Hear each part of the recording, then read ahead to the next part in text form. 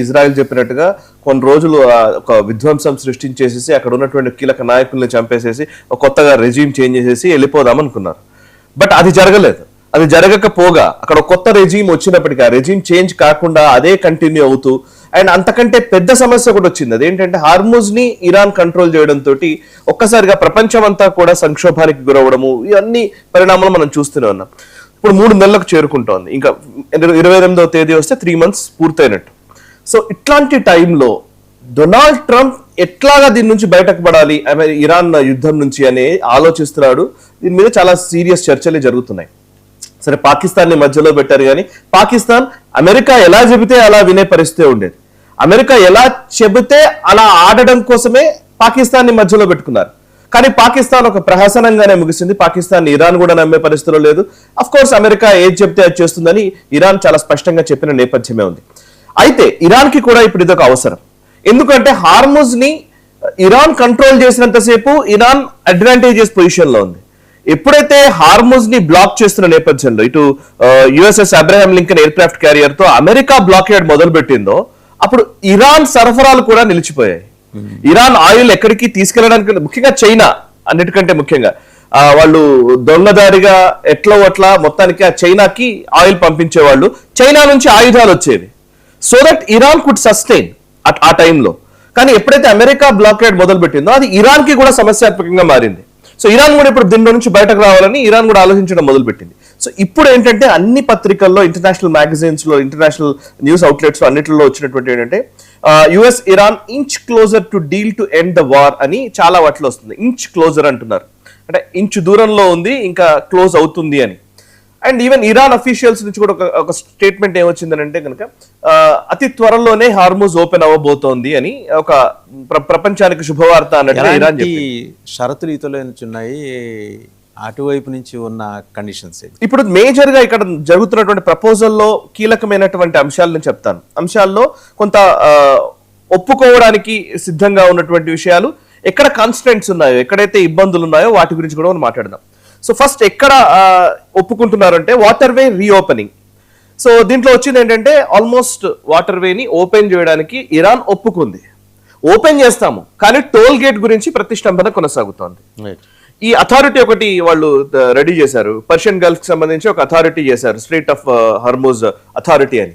ఆ అథారిటీ ద్వారా ఈ షిప్ మూవ్మెంట్స్ ఏమి జరిగినా గానీ ఇరాన్ కి డబ్బులు కట్టే విధంగా వాళ్ళు ఒక ఫ్రేమ్ వర్క్ రెడీ చేస్తున్నారు. మనం కూడా ఇంతకుముందు డిస్కస్ చేశాం. సో ఫ్రేమ్ వర్క్ విషయంలో యుఎస్ ఒప్పుకోవట్లేదు. మీరు ఇంతకు ముందు ఏ విధంగా ఉందో అలాగే ఇప్పుడు కూడా ఉంచండి, ఇప్పుడు అవసరం లేదు ఆ టోల్ గేట్ అనేది. అక్కడ హ్యాపెన్స్ అండి, this will become a president. రేపొద్దున ఇలాంటి స్ట్రైట్స్ ఉన్న చోట అందరూ చేస్తారు, మనము చేస్తాం, ఇంకోళ్ళు చేస్తారు. కరెక్ట్, ఇది ఒక పాయింట్. రెండోది ఏంటంటే ఇరాన్ మీద ఇప్పుడు అమెరికా ఒక వెసులుబాటు ఇస్తోంది. వెసులుబాటు అనేకంటే కూడా అసలు యాక్చువల్లీ నిజంగా చెప్పాలంటే అది అమెరికా పెత్తనంతో చేస్తున్నటువంటి దుర్మార్గపు ధోరణి. అదేంటంటే దాష్టికమే. ఏంటి అని అంటే కనుక ఈ ఇరాన్ పైన ఉన్న శాంక్షన్స్ ని పూర్తిగా ఎత్తివేస్తామని అమెరికా చెబుతుందట. దాని మీద అమెరికా ఒప్పుకుందని మనకు వార్తా కథనాలు వస్తున్నాయి. ఏంటి, ఇప్పటి వరకు ఇరాన్ ఆయిల్ అమ్మకాలు ఎవరికి చేయాలన్నా కానీ, ఏం చేయాలన్నా కానీ ఇరాన్ కంపెనీల పైన శాంక్షన్స్ ఉన్నాయి. ఆంక్షలు ఉండడంతో దొడ్డిదారిన వీళ్ళు అమ్మకాలు జరిపేది. ఆ శాంక్షన్స్ పూర్తిగా ఎత్తివేయడానికి అమెరికా సుముఖత వ్యక్తం చేసింది అనేది ఇప్పుడు తెలుస్తున్న విషయం. ఇది జరిగితే కనుక ఇరాన్ కి చాలా వెసులుబాటు కలిగినట్టు. ఒకరైనా చెప్పాలంటే వాళ్ళు ఈజీగా, హ్యాపీగా మళ్ళీ కొంచెం వాళ్ళ ఎకానమీని రివైవ్ చేసుకోవడానికి అవకాశం వస్తుంది. మార్కెట్ రేట్స్ ప్రకారం వాళ్ళ ట్రాన్సాక్షన్స్ జరగడం కానీ ఇవన్నీ చేస్తారు. ఇంతకుముందు అంతా ఏం చేసేది, వాళ్ళ ట్రాన్సాక్షన్స్ అంతా కూడా ఏదో క్రిప్టో కరెన్సీల్లో వాటిల్లో వీటిల్లో చేసుకుంటూ వచ్చారు. సో ఇప్పుడు ఈ వెసులుబాటు అమెరికా కల్పిస్తోంది అనేది ఇప్పుడు తెలిసిన విషయం. మూడోది ఏంటంటే డిప్లొమాటిక్ విండో. ఇప్పుడు రాబోయే రోజుల్లో, ఈ 60 రోజుల్లో ఒక ఫ్రేమ్ వర్క్ ఎస్టాబ్లిష్ చేసి రెండు దేశాల మధ్య దౌత్యపరమైనటువంటి సంబంధాలు నెరిపే విధంగా ఒక ఫ్రేమ్ వర్క్ ని ముందుకు తీసుకెళ్తారనేది మూడో అంశం. ఇక నాలుగోది ఏంటి అంటే అసెట్ రిలీజ్. ఇరాన్ కి సంబంధించినటువంటి అసెట్స్ ఒక $25 బిలియన్ వరకు అసెట్స్ ఉన్నాయి. ఆ ఓవర్సీస్, ముఖ్యంగా మిగతా దేశాల్లో ఉన్నటువంటి అసెట్స్, వాటన్నిటిని కూడా అన్లాక్ చేయడానికి అమెరికా అంగీకరించింది అని. ఫస్ట్ ఇరాన్ ఎకానమీ రివైవ్ అవ్వడానికి 2 కీలకమైనటువంటి నిర్ణయాలకు అమెరికా సుముఖత వ్యక్తం చేస్తోంది. ఒకటి, వాళ్ళ అసెట్స్ ని ఫ్రీజ్ చేసిన నేపథ్యంలో వాటిని అన్లాక్ చేయడం, అన్ఫ్రీజ్ చేయడం. రెండోది ఏంటంటే ఈ శాంక్షన్స్ పూర్తిగా ఎత్తివేయడం. ఇప్పుడు ప్రతిష్టంభన ఎక్కడుంది, ఇందాక మేము చెప్పినట్టుగా ఆ అథారిటీకి సంబంధించి ఏదైతే ఆ టోల్ నిర్వహణ చేయాలని ఇరాన్ తలపెట్టిందో అది జరగకూడదు అనేది అమెరికా చెప్తున్నటువంటి విషయము. ఇక ఎన్రిచ్మెంట్ ఆఫ్ యురేనియం, ఇది చాలా కీలకం. అక్కడే అసలు యుద్ధం మొదలైంది. న్యూక్లియర్ ఎన్రిచ్మెంట్ విషయంలో మారటోరియం పెట్టే విధంగా ఒక ఒప్పందం రాబోతోంది అనేది మనకు తెలుస్తున్న విషయం. అంటే లాంగ్ టర్మ్ క్యాప్స్ పెట్టాలి అంటే ఆ పర్టికులర్ ఫ్రేమ్ వర్క్ లోనే ఇంకా గొడవ నడుస్తుంది. ఇరాన్ ఏమో మా సావర్నిటీ, మా ఇష్టము, మా దేశానికి సంబంధించినటువంటి సార్వభౌమాధికారాన్ని మీరు ఎలా క్వశ్చన్ చేస్తారు, మేము మా ఎన్రిచ్మెంట్ ప్రోగ్రామ్ మేము ఆపలము అని చెప్పి ఇరాన్ అంటోంది. సో మీరు అట్లా కుదరదు అనేది అమెరికా చెప్పే విషయము.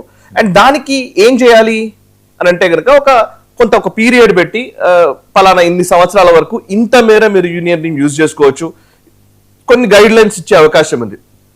ఇది కూడా పూర్తయ్యే అవకాశం లేకపోలేదు.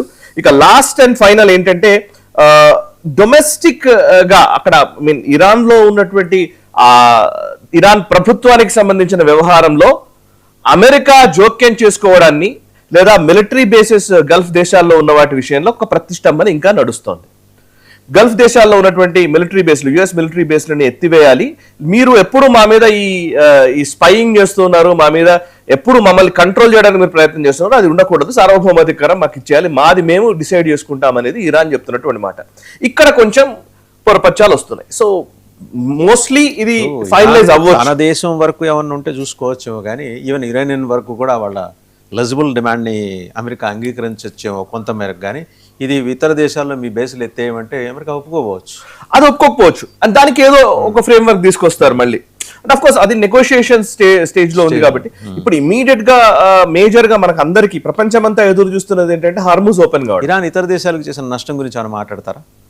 అది కూడా ఉంది, ఇప్పుడు అక్కడ అది కూడా వస్తుంది. ఇరాన్ ఇతర దేశాలకు చేసిన నష్టం మొత్తం ఆల్ యుఏఈ కంట్రీస్ ఇవన్నీ దెబ్బతిన్నాయి. అవును, అంటే దానికి కాంపెన్సేషన్ ఇప్పుడు అడగట్లేదు ఇరాన్. ఇప్పుడు ఇరాన్ కాంపెన్సేషన్ అడిగింది ముందు. పాకిస్తాన్ చర్చలు జరుగుతున్న టైంలో మా మీద జరిగిన దాడులకు మీరు కాంపెన్సేషన్ ఇవ్వాలి అని అన్నారు. ఇవాళ కాంపెన్సేషన్ అనేది పక్కకి జరిగింది, పెద్దగా ఏం లేదు. సో ఇరాన్ కాంపెన్సేషన్ ఇవ్వడు అన్నప్పుడు యుఏఈ మిగతా దేశాలకు కూడా కాంపెన్సేషన్ ఉండదు. అయితే ఒక విషయం ఏంటంటే ఇక్కడ అందరు ఎదురు చూస్తున్నది ఏంటి, హార్ముజ్ ఓపెన్ అవ్వడం అందరికి కావాలి. వాళ్ళ హార్ముజ్ ఓపెన్ అవ్వడము, షిప్ మూవ్మెంట్స్, అక్కడ ఆయిల్ ఇంపోర్ట్స్, ఆయిల్ ఎక్స్పోర్టింగ్ దేశాలు ఉన్నాయో వాళ్ళకి సంబంధించిన షిప్స్ అన్ని కూడా ఫ్రీగా మూవ్ అవ్వడము, ట్రేడ్ ఫాస్ట్ గా నడవడం, ఇది మొదటి అంశం. దీనికోసం అందరూ ఆలోచిస్తున్నారు. ఈవెన్ ఇరాన్ కూడా ఆలోచిస్తోంది. ఇక్కడ మనం కేవలం ఇంతకు ముందు మనకు మాత్రమే అవసరం ఉండేది, బికాస్ ఇరాన్ ఆయిల్ కూడా అయిపోయింది కదా. ఇరాన్ ఆయిల్ ఎక్స్పోర్ట్ చేయనంత వరకు ఇరాన్ ఇంకా కుదేలవుతూనే ఉంటుంది. సో అది ఇరాన్ కి కూడా ఈ రోజు అవసరంగా మారింది. కాబట్టి మేబీ ఈ డీల్ ఫైనలైజ్ అవ్వచ్చు అనేది మనకు దీంట్లో అంటే ఇనిషియేట్ అవుతున్న ప్రాసెస్ లో ఇజ్రాయెల్ మా మీద దాడి చేయకుండా చూడండి అనే డిమాండ్ ఏమైనా ఉందా? అది కూడా ఉంది.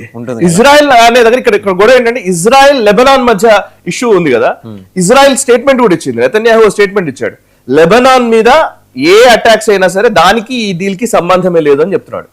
వాళ్ళు మొదటి నుంచి అదే స్టాండ్ లో ఉన్నారు. మా పైన దాడి చేసే దేశాలు ఎవరన్నా ఉన్నారంటే వాడు దాడి చేసే ముందే మేము దాడి చేస్తాం, ఇది మా పాలసీ అనేది ఇజ్రాయెల్ చెప్పామాట. సో ఇప్పుడు ఇరాన్ ఏదైనా దుందుడుకు చర్యలకు పాల్పడుతుందని మాకు అనిపిస్తే జల మేము దాడి చేస్తాం. సో ఇప్పుడు గొడవ ఏంటంటే Israel wants this war to be continued. Israel కి వార్ కంటిన్యూ అవ్వాలి. అదే అమెరికా దాన్ని బేర్ చేసే పరిస్థితుల్లో లేదు, మిగతా ఏ దేశం కూడా బేర్ చేసే పరిస్థితుల్లో లేదు. ఇజ్రాయెల్ మైట్ బి, ఇజ్రాయెల్ ఎందుకు కంటిన్యూ చేయాలనుకుంటుందంటే ఇజ్రాయెల్ కి పక్కనే థ్రెట్ ఉంది కాబట్టి వాళ్ళ అవసరం కూడా మనం ఆలోచించుకోవాలి. ముగ్గురు నుంచి థ్రెట్ ఉంది. అండ్ ఇప్పుడు లెబనాన్ విషయంలో లెబనాన్ ని ఈ డీల్ కి జోడించవద్దు అనేదే మేజర్ అంశం. సో అక్కడ కూడా ఒక స్టేల్మేట్ ఉంది. లెబనాన్ ని మీరు ఇందులో జోడించి లెబనాన్ లో ఇజ్రాయెల్ దాడులు చేయొద్దు అంటే ఇజ్రాయెల్ తో ఒప్పందం చేసుకుని మాతో కాదనేది అమెరికా చెప్తుంది. న్యాచురల్ గా అమెరికా చెప్తుంది మేము చేసే దాడుల గురించి మీరు నాతో డిస్కస్ చేయండి, ఇజ్రాయెల్ గురించి నన్ను ఇందులో తీసుకురాకండి అని అమెరికా చెప్తుంది. అండ్ ఈవెన్ ఇజ్రాయెల్ కూడా ఏమంటది,